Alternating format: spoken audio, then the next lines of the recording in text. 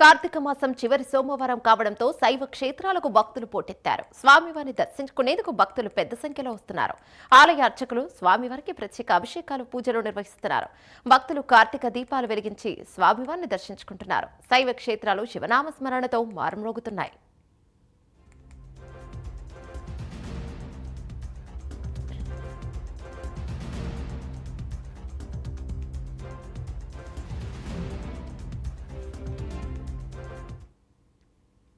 కార్తీక మాసం చివరి సోమవారం కావడంతో ఇక శివాలయాలన్నీ భక్తులతో కిటకిటలాడుతున్నాయి. దీనిపై మరింత సమాచారం మా కరెస్పాండెంట్ రాజ్ కుమార్ అందిస్తారు.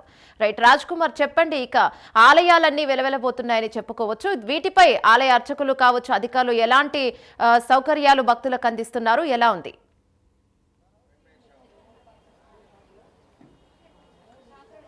రైట్, మొత్తానికి ప్రత్యేకంగా కార్తీక మాసంలో ఆలయాలన్నీ కూడా భక్తులతో పోటెత్తుతూ ఉన్నాయి. విజయవాడ ప్రస్తుతం రావర్పాడు ప్రాంతంలోనూ చాలా ప్రత్యేకంగా ఆలయాలకు సంబంధించి కూడా ఏదైతే విజువల్స్లో చూడొచ్చు, చాలా పెద్ద ఎత్తున భక్తులందరూ కూడా ఆలయాలకు పోటెత్తుతున్నటువంటి పరిస్థితి కనపడుతుంది. ఈరోజు ఉదయం నుంచి కూడా భక్తులందరూ కూడా చాలా పెద్ద ఎత్తున ఆలయాలకు వస్తూ ఉన్నారు.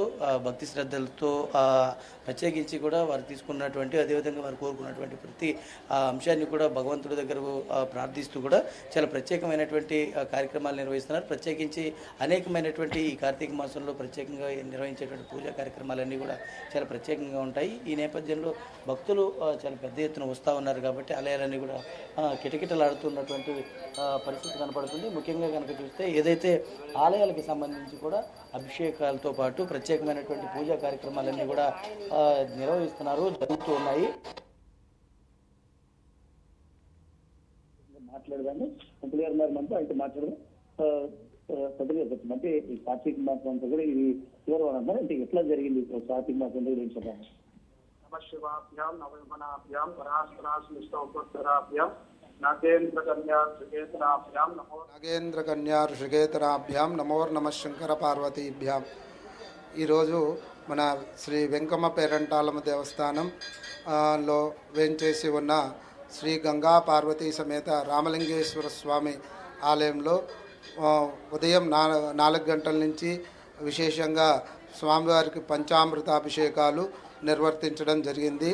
అట్లనే రేపు మాస శివరాత్రి విశేషం. రేపు మాస శివరాత్రి సందర్భంగా స్వామివారికి అన్నాభిషేకము, అట్లానే నవగ్రహ మహామృత్యుంజయ సహిత రుద్రహోమము నిర్వర్తిస్తున్నాం.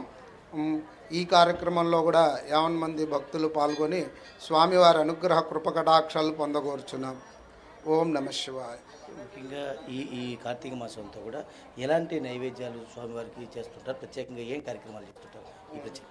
ఈ కార్తీక మాసంలో స్వామివారికి ప్రత్యేకంగా విశేషంగా ఏంటంటే ప్రధానంగా కార్తీక సోమవారాలు, అట్లనే ఏకాదశి తిథి, చిలుక ద్వాదశి రోజుల్లో చాలా విశేషంగా నిర్వర్తించడం జరుగుతుంది. అందుట్లో ప్రత్యేకంగా రేపు మాస శివరాత్రి రోజున స్వామివారికి అన్నాభిషేకం అనేది ఉంటుంది.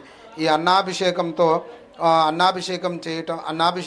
చేయటం వల్ల ఏం జరుగుతుందంటే కరువు కాటకాలన్నీ తొలగిపడి మంచి శుభ ఫలితము, అట్లానే దేశాభ్యున్నతి కలుగుతుంది. కాబట్టి ఈ స్వామివారికి అన్నాభిషేకం చేయటం అనేది చాలా విశేషంగా నిర్వర్తిస్తాం.